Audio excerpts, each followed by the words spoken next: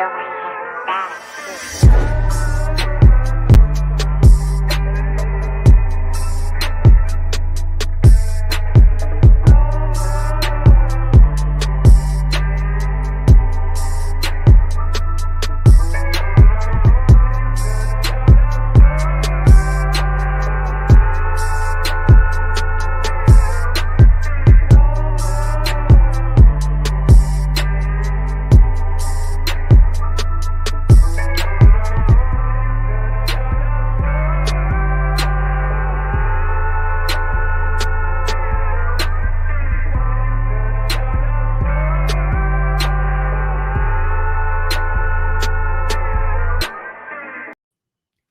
What's up, primates? Thank you so much for tuning in. I know most of the people who are going to be watching this are probably going to be watching it way after the fact, but thank you anyways for tuning back in and watching. And I'm gonna give a little bit of an extra thanks to the people that tuned in live, just a little bit.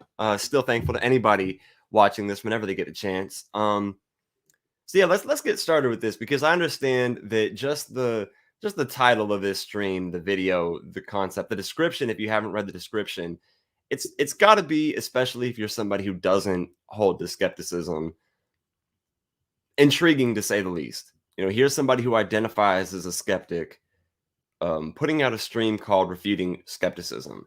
And it raises the question, like, is today, the day that I just come out and say, hey, I'm no longer a skeptic, I no longer hold to it, change a worldview, this and that? Not necessarily. However, I am very critical of skepticism, more critical of it lately. And before I dive too much into that, I want to elaborate on the point that skepticism comes in various flavors. And I'm going to, various sorts, various types. And we're going to get into that in this stream today. But I want to keep in mind, here's one of the things that led to me and motivated me to make this stream. I noticed when I talk to flat earthers, climate change deniers, and anti-vaxxers, or any other conspiracy theories you could think of, if you ask them why they believe what they believe, you try to do, a sort of Socratic method, a sort of street epistemology, ask them, why is it that you believe what you believe? I've noticed something. A lot of the time they're bringing up skepticism. They're saying, yeah, you need to question everything you've been told.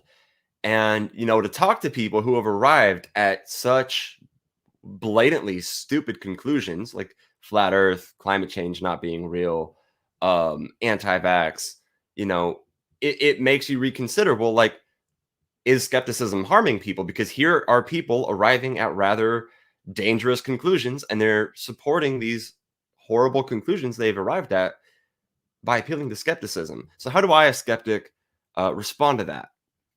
Well, for what I'm just talking about here, I do want to say that there is such thing as selective skepticism, right?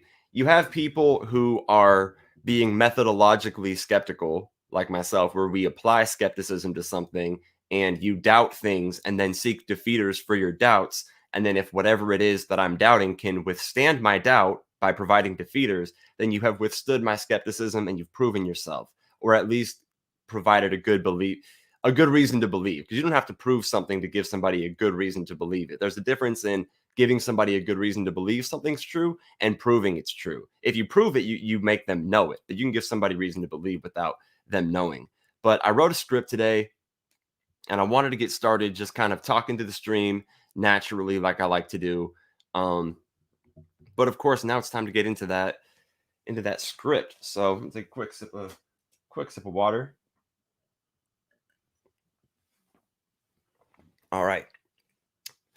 So this probably is one of the best scripts that I've ever written, but I do want to say that there are going to be a few chunks of this script where, and I'll provide links, but I was reading academic papers, particularly some by an epistemologist named Baron Reed, and I've also incorporated some of an epistemology textbook, particularly the 2006 Blackwell epistemology textbook. So I'll be putting a link to that as well, because I want to be careful not to plagiarize. I don't want to, but in philosophy, we take other ideas and apply them to each other. So there are a few sentences within my script that have been copied and pasted, And, generally, if you're copying and pasting in a script, that's frowned upon. So I want to take the time to let people know that I did that, but I'm doing so in such a way that isn't dishonest or trying to steal anybody's work. I'm examining different people's arguments and then giving my refutation or other refutations that I've seen to them as points. So now let's get into that script.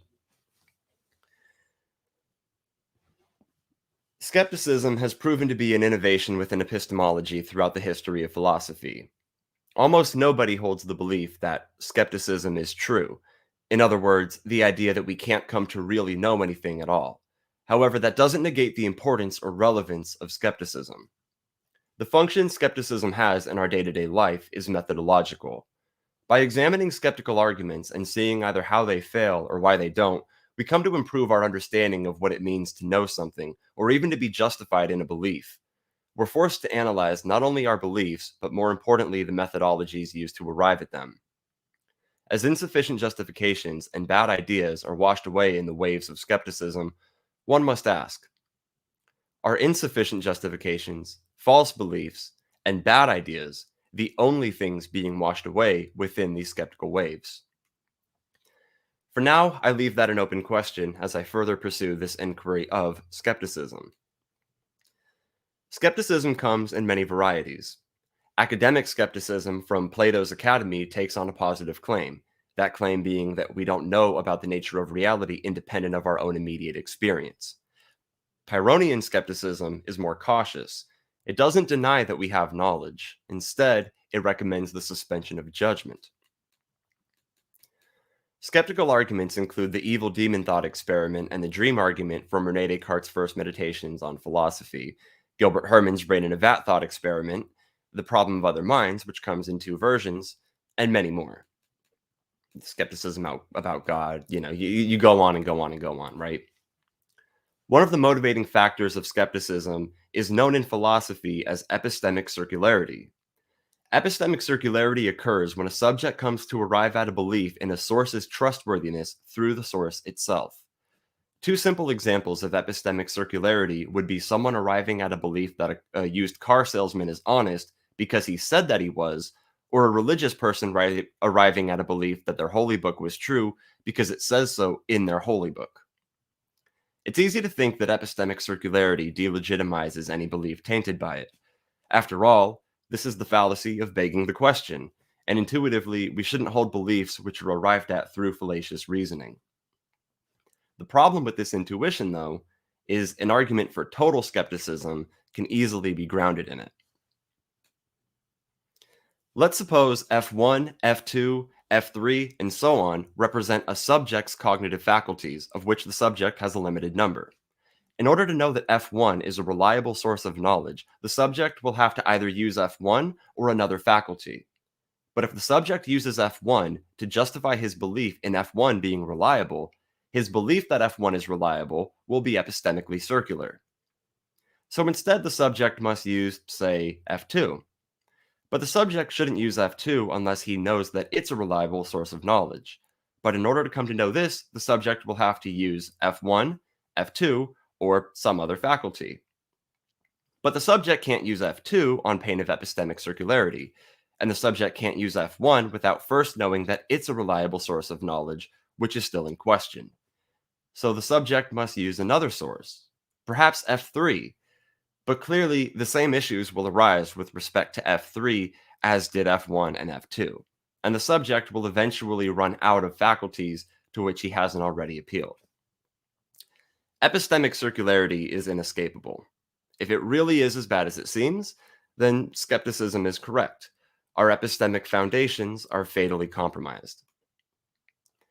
If you haven't already, consider the fact that perception, logic, and reason are in fact cognitive faculties. If we want to justify our belief that perception is reliable, we can't use perception to do so, or else we're being epistemically circular. So we must instead use, say, reason. But we shouldn't use reason unless we know that it itself is a reliable source of knowledge. But in order to come to know this, we'll have to use perception, reason, or some other faculty.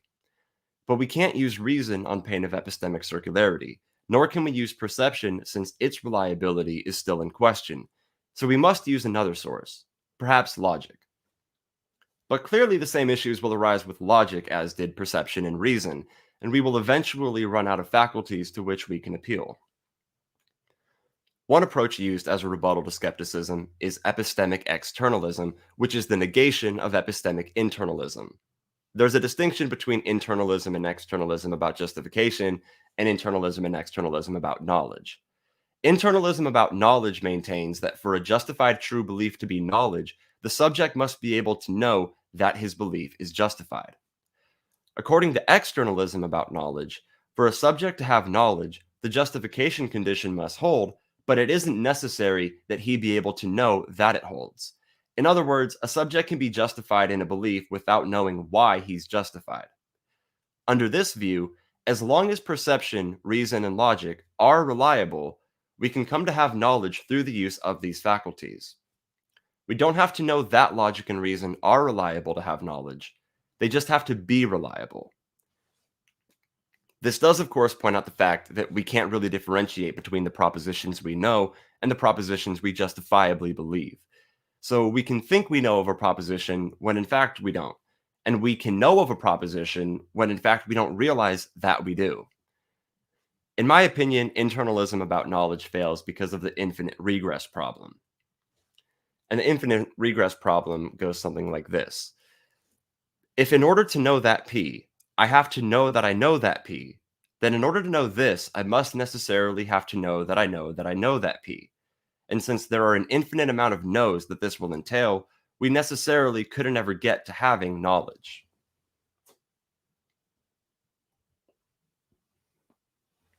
So think about that. I'll say that one more time because some people think that in order to know that P, you have to know that you know that P. But if that's true, then in order to know that P, you have to know that you know that P. And in order to know that you know that P, you have to know that you know that you know that you know that P. And eventually, not only do you lose grip of what you're even talking about, but there's an infinite number of times in which you have to know that you know that you know. And for that reason, you couldn't ever get to knowledge. In my view, epistemically circular beliefs are in fact problematic. However, some of them we have to presuppose in order to get our feet off the ground in any given discussion. So we can accept that some of the foundations of our knowledge are epistemically circular and must be presupposed. But we should also strive to make as few presuppositions and as few epistemically circular beliefs as possible. So when a presuppositional apologist uses his belief in God to justify his belief in God, I can still criticize him for his epistemic circularity, and if he responds criticizing me by appealing to hypocrisy, I can simply respond by explaining that we are not, with respect to our cognitive faculties, in a situation analogous to a customer in a used car lot, or a person being presented with a holy book, or an argument for God. We must assume logic and reason work in order to arrive at any new beliefs, but we demonstrably don't have to assume that God exists in order to arrive at any new beliefs. The way the precept uses his God belief, I use logic and reason. Funny enough, if the precept tries to argue that I need God to have reason, he'll have to use reason to argue this, and in doing so will prove me to be correct. But I'm not here to debunk presuppositional apologetics. Doing so just works as an effective way of explaining my point. I'm gonna see. I haven't even checked out the chat, so I'm gonna see if anybody's asking anything. All right, looks like Atheist Sanctuary jumped in. Everyone's live all at once. Yeah, they are. And I'm not mad at anybody, but I'm kind of annoyed at the fact because I've been announcing that I was going to do this stream for like a month at least. And I've announced it like 4 or 5 times. And then I go and I see everybody going live at once. I'm like, God damn it. But I also probably wouldn't have remembered if I was in their position. So I don't hold anyone. I don't have a grudge against anybody for anything like that. So is this the problem of axioms? I've never heard it referred to as the problem of axioms, but in a sense, yeah, that seems like a valid way of describing what was being talked about. Okay, I'm glad I got to check in with you guys. And look, I realize at this point I've likely already given you quite a lot to take in and consider. And given the complexity, I want to be mindful of the effort that can sometimes be necessary for understanding anything that I've been talking about. I mean, if you had any idea how many times I've had to reread the papers I've studied about skepticism in order to make this stream, you would immediately realize that I don't retain this kind of information as effortlessly as it might seem. But there are so many forms of skepticism worth refuting, or at least attempting to refute, that I wouldn't be comfortable without addressing at least one more skeptical argument before I end this. And so I'll be addressing what's known in philosophy as the problem of other minds, also known as skepticism about other minds. The problem of other minds goes as follows. Given that I can only observe the behavior of others, how can I know that others have minds? The problem is that knowledge of other minds is always indirect. So in other words, let's say we grant that other living organisms exist, right? The problem of other minds is, how do we know that they have minds like our own? How do we know they aren't just kind of like zombies which exhibit behavior that we are perceiving to be mind-caused behavior, but it in fact is actually not mind-caused, right? Because you could have living organisms that don't have minds. So we're trying to figure out, how do I know other minds exist? And there's two versions of the problem. One is, how do I know that other minds exist? The other is, how do I know that other minds like my own exist? I'll be addressing the former right now. So a response or a solution to this problem posited by John Stuart Mill is known as the argument from analogy, and it goes as follows. Premise 1. There are patterns in my behavior in response to external stimuli which reveal that I'm having mental states of a certain sort. Premise 2. The same behavior in response to external stimuli is exhibited by others. Conclusion. These others experience the same mental states that I do, and so are minded just like me. I'm going to repeat the argument for those listening. Premise 1. There are patterns in my behavior in response to external stimuli which reveal that I'm having mental states of a certain sort. Premise 2. This same behavior in response to external stimuli is exhibited by others. Conclusion. These others experience the same mental states that I do, and so are minded just like me. Although initially persuasive, the argument from analogy runs into problems on closer inspection. For one thing, the style of argument being used here isn't a good one, even if we set aside the worries one might have, generally speaking, about inductive arguments. Compare the argument that I just gave from John Stuart Mill with the following argument. Premise 1. Box A is brown and it contains a book. Premise 2. Boxes B, C, and D are brown. Conclusion. Boxes B, C, and D contain a book. Clearly, this is a very bad style of argument, in that the mere fact that one brown box contains a certain item doesn't give us any reason to think that any other brown box contains that sort of item. The problem with this argument is that it only considers a particular instance of a brown box, an instance in which we have no reason to think it is representative of brown boxes in general. Notice, however, that the following argument would be okay. Premise 1. Lots of brown boxes have been observed over many years and in a wide range of environments, and they've all contained books. Premise 2. Boxes B, C, and D are brown. Conclusion. Boxes B, C, and D contain a book. Keep in mind, I'm not claiming that the first premise of this argument is true. Rather, I'm making an unsound but deductive argument as a way of making a point. If it were true that we had observed a representative range of brown boxes and found them all to have a book in them, then there would be no problem with concluding that any other brown box we find would also have a book in it. This knowledge, paired with materialism, gives us a sufficient refutation for skepticism about other minds. And I put an argument forward myself that goes as follows. Premise 1.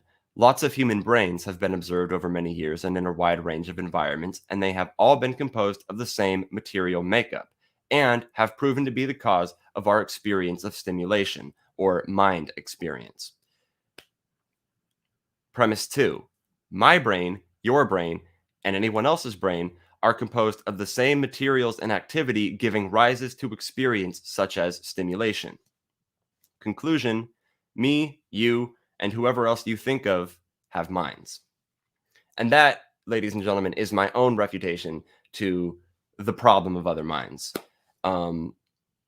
And Anton Gomez points out black swan fallacy. That is, in a sense, correct. However, reasoning from induction isn't problematic, right? Like I tend to give the argument of, I know that if I drop this lighter, it's gonna fall, right? I mean, I have induction bringing me to that, and induction is not our most perfect form of reasoning. So I don't think you'd be wrong to say that at least the first version of this was a black swan fallacy. But we're talking about every time we've made this observation, here's what's followed from that observation. Therefore, when we make that observation again, we think this observation will happen again. Is it flawless? No. But is it reasonable? Yes, it is valid, in fact. So I guess you could very easily say, because of the consideration of the black swan fallacy, that my refutation still isn't perfect, but I do still think adequately refutes the argument of the problem of other minds. Now, then we pair the makeup of my mind and the makeup of other minds, and we see that these other minds are all composed of the same materials, the same brain activity, and they're giving rises to the same experience. So now, not only are we seeing the same things happen with other people, we're also looking at the same causes giving rise to the same effects. So that's where it's at. It's a little bit more than just induction. And I hope I've made that at least clear. But I'm very glad that you pointed that out, because that certainly would be my first thought as well. So thank you, Anton, for pointing that out. I see Ree jumping in. What's going on, Ree? Bob's doing good. Bob's actually right over here. He's tuned in. He's a sleepy old man. So just letting him slumber while I make a stream.